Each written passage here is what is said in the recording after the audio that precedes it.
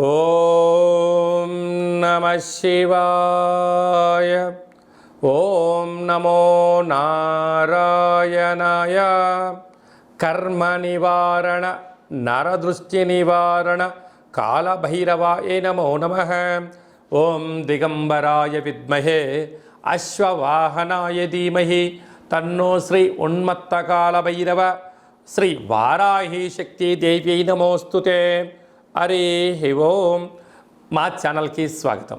చూస్తున్న వీక్షకులకు ప్రేక్షకులకు ప్రియ కాళభైరవ భగవద్బంధులకి స్వాగతం పలుకుతూ మమ్మల్ని ఎంతగానో ఆదరిస్తూ ఉండబడినటువంటి ప్రియ సోదర సోదరీమణులకు స్వాగతం పలుకుతూ అందరిపైనను శ్రీ ఉన్మత్త కాళభైరవ స్వామికి ఆశీస్సులను కోరుకుంటూ ఎవరి గృహంలో కూడా కలతలు లేకుండా అష్ట కష్టాలు లేకుండా అష్ట ఐశ్వర్య ప్రాప్తిని కలిగించాలని కోరుకుంటూ వారు విద్యార్థులైతే విద్యార్థులు విద్య, ఉద్యోగస్తులైతే ధనము, వ్యాపారస్తులైతే వ్యాపార ఆకర్షణ కలిగి అన్నింటా విజయం సాధించాలని ప్రార్థన చేస్తూ కాళభైరవ స్వామి వారిని ఆశీర్వదించమని మనసారా కోరుకుందాం.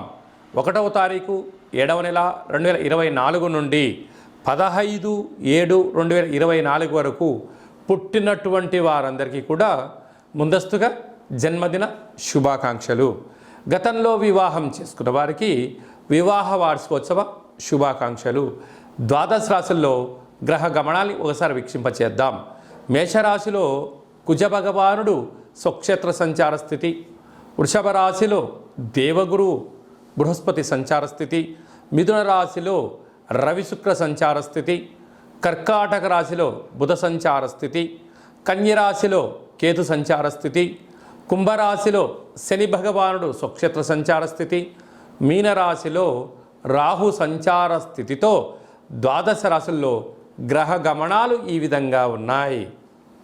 జ్యేష్ఠమాస అమావాస్య రోజున కుంభరాశి వారు ఎలాంటి విధి విధానాలు పాటించాలో ఈ వీడియోలో సవివరంగా సంపూర్ణంగా తెలుసుకుందాం. కుంభరాశిలో ఏ నక్షత్రాలు వస్తాయనగా ధనిష్ఠా నక్షత్రంలోని 3వ పాదం, 4వ పాదం, శతభిష నక్షత్రంలోని 4 పాదాలు, పూర్వాభాద్ర నక్షత్రంలోని 1, 2, 3 పాదంలో కలిపితే కుంభరాశి అవడం జరుగుతుంది. అలాగనే చాలామందికి పుట్టినటువంటి కాల సమయంలో డేటా బర్త్లు లేనటువంటి కారణం వలన పేరు యొక్క మొదటి అక్షరాన్ని అనుసరిస్తూ ఆ రాశిని తెలుసుకునే ప్రయత్నం చేద్దాం. గు, గే, గో, సా, సి, సు, సే, సో, ద అక్షరాల వారందరూ కుంభరాశి జాతకులే. కుంభరాశి యొక్క అధిపతి శని భగవానుడు.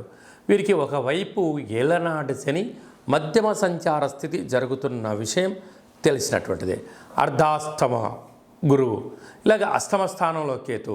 కొన్ని గ్రహాలు అనుకూలంగా లేనప్పుడు ఈ అమావాస్య, ఆరుద్ర నక్షత్రము, ఈ శుక్రవారం రోజున వీలైనంత వరకు వెంకటేశ్వర స్వామి వారి యొక్క విష్ణు సహస్రనామ పారాయణం చేయడం, స్వామివారికి తులసిమాలను సమర్పించడం, లక్ష్మీదేవి అమ్మవారికి పాలతో అభిషేకం చేసుకోవడం మంచి ఉపశమనాన్ని ఇస్తుంది.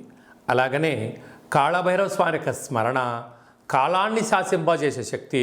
కాలం నీకు అనుకూలంగా కావాలి అన్నట్లయితే కూష్మాండ దీపము, కాళభైరవ హోమము, పక్షులకు కుక్కలకు అన్నదానం చేయడము, ఆవులకు ఆహారాన్ని ఏర్పాటు చేయడము, మౌనంగా ఉండే ప్రయత్నం చేయగలిగినట్లయితే ఈ అమావాస్య రోజున కళవు వెంకటేశ్వర అనగా శివాయ విష్ణు రూపాయ విష్ణవే శివస్వరూపాయ అన్నట్లుగా ఆరుద్ర నక్షత్రంలో శివుడు జన్మించడం, శుక్రవారం రోజు లక్ష్మీదేవికి వెంకటేశ్వరానికి ప్రీతికరమైనటువంటి రోజు అవ్వడం వలన ఆ స్మరణ చేయడం వలన కష్టాలన్నీ తొలగిపోయి ఐశ్వర్యవంతులు, సంపన్నులు, కుబేరులు మీరే అవుతారని చెప్పి గమనించగలగాలి.